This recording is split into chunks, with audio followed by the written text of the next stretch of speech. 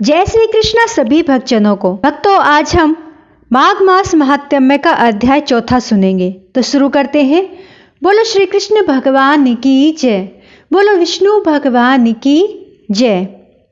श्री वशिष्ठ जी कहने लगे कि हे राजन, अब मैं माघ मास के उस महात्म्य को कहता हूँ जो कार्तवीर्य के पूछने पर दत्तात्रेय ने कहा था।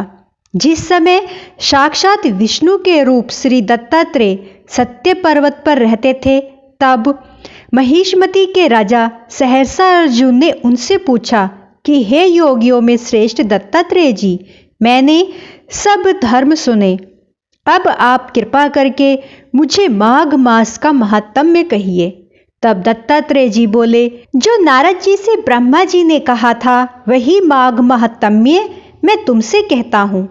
इस कर्म भूमि भारत में जन्म लेकर जिसने माघ स्नान नहीं किया, उसका जन्म निष्फल गया।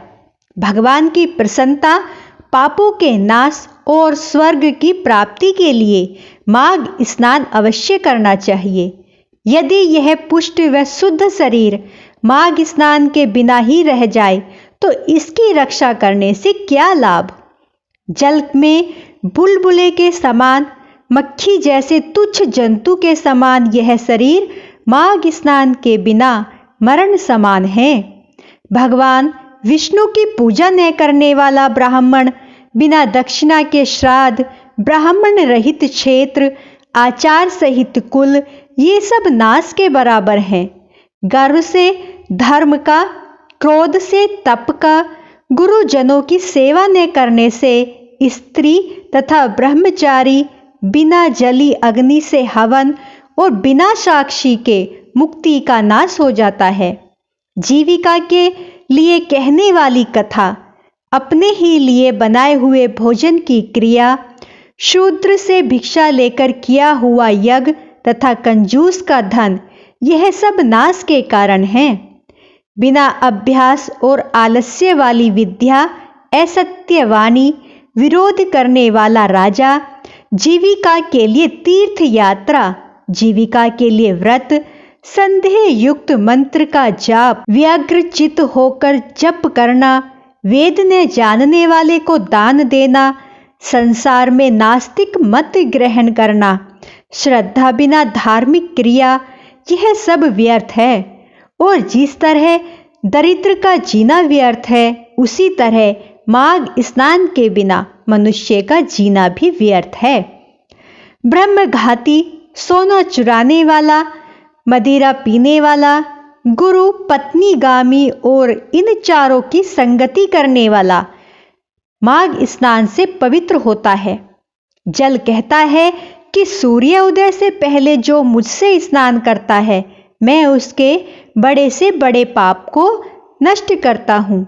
महापातक भी स्नान करने से भस्म हो जाते हैं। माघ मास के स्नान का जब समय आ जाता है तो सब पाप अपने नाश के भय से कांप जाते हैं। जैसे मेघों से मुक्त होकर चंद्रमा प्रकाश करता है, वैसे ही श्रेष्ठ मनुष्य माघ मास में स्नान करके प्रकाशमान होते हैं। काया, वाचा, मनसा से किए हुए छोटे या बड़े, नए या पुराने, सभी पाप स्नान से नष्ट हो जाते हैं। आलस्य में बिना जाने जो पाप किए हों, वह भी नाश को प्राप्त होते हैं। जिस तरह जन्म जन्मांतर के अभ्यास से आध्यात्मिक ज्ञान की प्राप्ति होती है, उसी तरह जन्मांतर अभ्यास से ही माघ स्नान में मनुष्य की रुचि होती है। यह अपवित्रों को पवित्र करने वाला बड़ा तप और संसार रूपी कीचड़ को धोने की पवित्र वस्तु है। हे राजन, जो मनवांछित फल देने वाला माघ स्नान नहीं करते, वह सूर्य चंद्र के समान भोगों को कैसे भोग सकते हैं। तो बोलो श्री कृष्ण भगवान की जय। भक्तों, आज हमारा 4 अध्याय यहीं पर समाप्त होता है। कल हम नई वीडियो के साथ 5वें अध्याय के साथ फिर से मिलेंगे। मेरी वीडियो आपको पसंद आई हो तो प्लीज दोस्तों लाइक, सब्सक्राइब, शेयर जरूर करें और माघ मास का महात्म्य अवश्य सुने, क्योंकि इसको सुनने से हमारे सभी पापों का नाश होता है और भगवान विष्णु और श्री कृष्ण भगवान हम पर प्रसन्न होते हैं। तो बोलो विष्णु भगवान की जय, श्री कृष्ण भगवान की जय। और प्लीज प्लीज दोस्तों कमेंट बॉक्स पर जय श्री कृष्ण जरूर लिखें। जय श्री कृष्ण।